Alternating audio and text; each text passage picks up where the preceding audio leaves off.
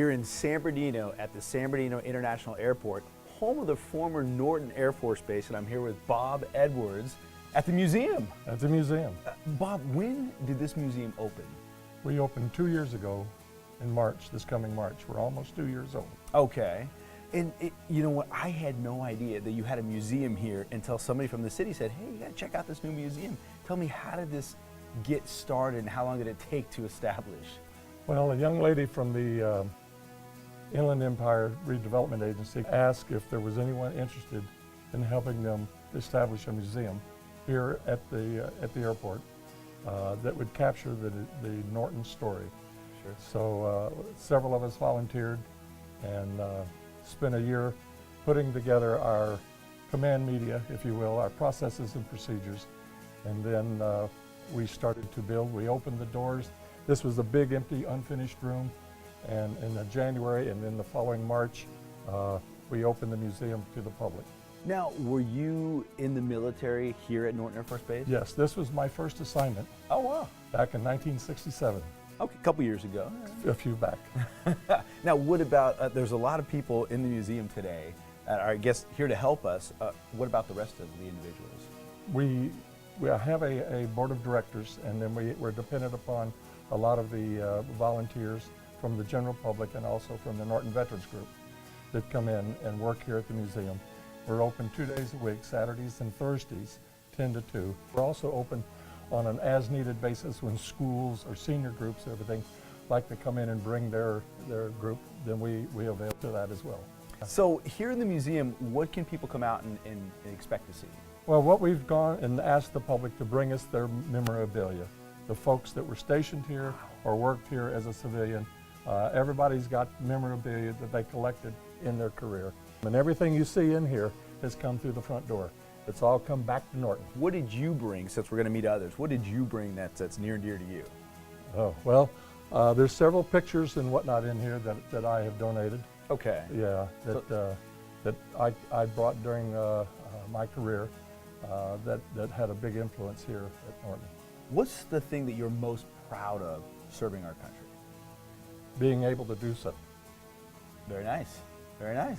Awesome. So we're going to meet others here in the museum. That's correct. I have my staff, and they're here, and each one will explain a different display to you. Okay. And then we'll kind of taxi around the museum, and then we'll go outside and look at the memorial, which we're quite proud of.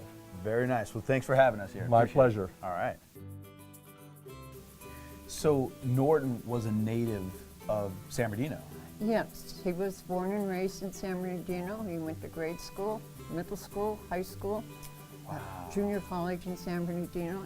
When he went to Canada and joined the Royal Canadian Air Force before the United States got involved in the war, and then he came back and joined the Army Air Corps. There were 5 names that were selected. There were 16 names they originally considered for the naming. They finally cut it down to a list of 5. Of that, they picked Norton, and Norton is the San Bernardino native, and it was a way to honor a native son who was shot down during combat in France in 1944, in May 1944. Wow. So it was a fitting tribute to him and his family. You take for granted names of places and an Air Force Base. I never gave it a picture of who it's named after, and thank you guys for doing that. I'm sure other people probably feel the same way, like, oh wow, to pay tribute, and I didn't realize it was, maybe I'm the only one, but I didn't realize it was actually named after somebody. No, you're not the only one, and we get that a lot of times. But we have lots more to tell, and we'd love to share those stories with everybody. Thank you so much, Jim. Wow, that's cool.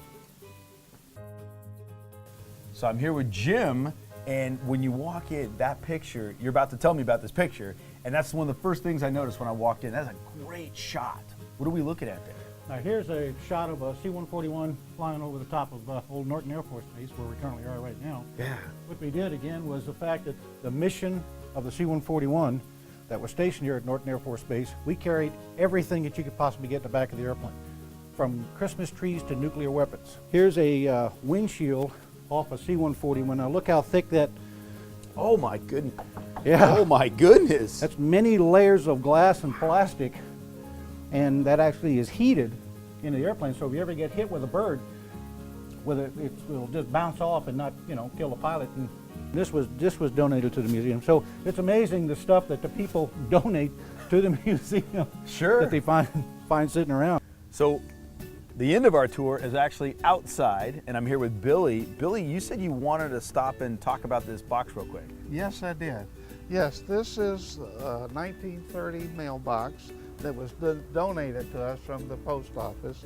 We have painted it red, white, and blue, and it's here for people to bring unserviceable American flags so that they can be stored honorably.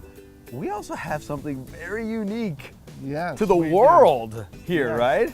I've read about it in textbook, I've heard about it growing up, and I can't believe I'm actually touching the Berlin Wall. What was the Berlin Wall? That's true, that's true. And there's one thing about it that makes it very important to me personally, is it's a symbol of America's freedom. Now this wall, when it was in place, people didn't have the right to come and go as they please. And from what I understand, the reason the top looks so nice is because the people couldn't reach it. But people tried to destroy the wall by hammering and knocking on it. And we just celebrated the 25th anniversary that the wall came down.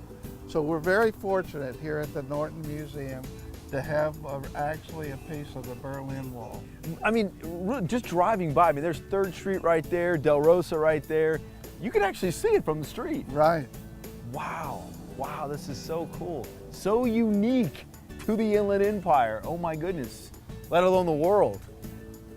So this is a famous airplane, huh? What's famous about the model of our airplane is the tail number 177. That was the first 141, which was stationed here at Norton, to go to Hanoi to pick up our first load of POWs. Any time that Norton Air Force Base was given that mission, it was always the same airplane. Therefore, the airplane got the nickname the Hanoi Taxi. Holding the plane up is this unique wall. Tell me Yes. about this wall. This wall is made up of bricks of members that have served in the military. We have all branches of the military here. There are some civilians here, and there's some organizations. And we had the opportunity of all these bricks that are here have the names and different organizations that they serve.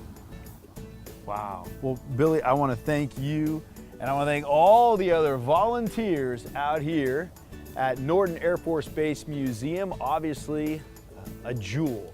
Thank you guys so much. I appreciate it. Thank you for your service too. Appreciate it. Thank you. Thank you. Thank you for coming.